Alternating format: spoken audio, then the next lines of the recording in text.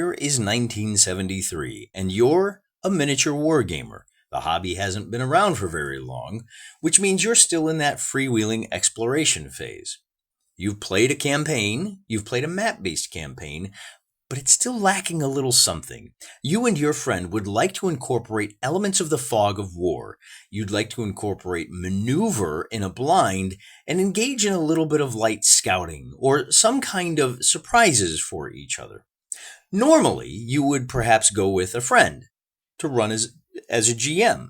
He can take the orders from both players, compare them, and let them know if their armies have met somewhere on the field of battle and what the conditions are. But if you just have the one friend that wants to do that, the demands on a game master, a referee, or an umpire can be fairly high, and you may not want to do that. Maybe you're playing DBA and you want to get to the battles as quickly as possible. You're sitting across the table from your friend, and you realize if we draw up a map and move our armies around on that map, I, as Team Red, know exactly where Blue is. And if I move into terrain that's favorable to me, he may move into terrain that's favorable for him. We can, of course, add a little bit of uncertainty by using blinds. One of these armies is a big army and one is a scouting army, and I'm hoping that my scouting army can identify as big army and get back. And so we have a little bit of fog of war, but there's another solution. And like I said, it being the year 1973, Tony Bath has an analog solution that will work great for this purpose. All you have to do is collect a large number of matchboxes. I bought these at the local grocery store, Safeway, for those of you keeping score at home, and they came in packs of 10, which gives me 20 little drawers in my chest. I've used packing tape to tape them all together. It took about 5, maybe 10 minutes. And the elegant solution that Tony Bath came up with in his book, shown here, was to dump all the matches out and key this to his map. Space 1 may be heavily wooded. Space 2 may be unpassable.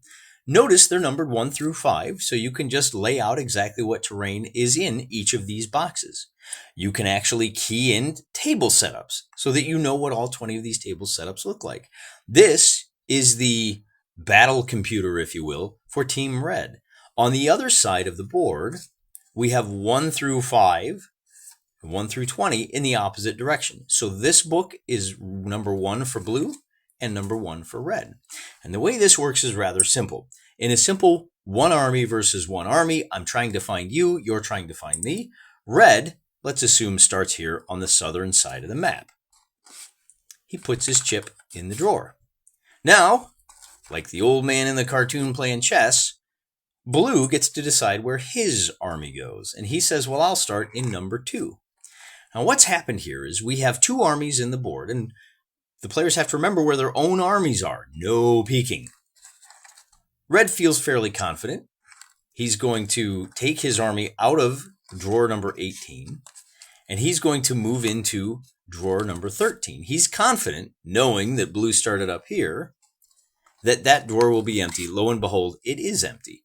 But notice that if we are in the middle round of the game, so Red knows his army is in 13, and Blue, who originally had his army in 2. So we've been wandering around the map, and if Blue decides he's going to move into drawer number, now I don't remember where, drawer number 13. So he's in number 12, and he takes his chip out, and he opens up drawer number 13 and finds, oh, there's a red chip. We finally have our first battle. And through blundering completely blindly around the map, we've decided that the battle will occur on table number 13, or we've specified this is a lightly wooded space on our map. You can, of course, expand this to incorporate larger maps if you want to, and the game that we have right now is very basic. However, you might decide to incorporate not just one army, but 2 armies. So that you have a scouting army. Perhaps you have 2 light scouting forces trying to find the other guy's big force, trying to maintain contact. You can also decide that some of these boxes are impassable. If box 12 is a no-go zone for both players, that changes where armies might be, the directions they might take. Not only that, but you can incorporate hidden army lists by using either scraps of paper or something along the lines of this. The simple expedient of numerical chips. You can run 3 different armed forces through our map. Red Force can divide up his army points. Now, you may stipulate right out of the gate, one of these forces is small, one is medium, and one is large. Or to increase the uncertainty that you and your opponent face, in the example of a Warhammer the Old World game, you may decide you're going to run 10,000 points.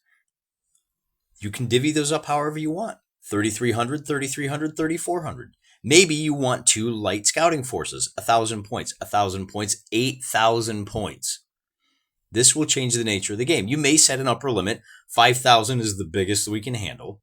Maybe your collection determines how many points go into each one of these chips.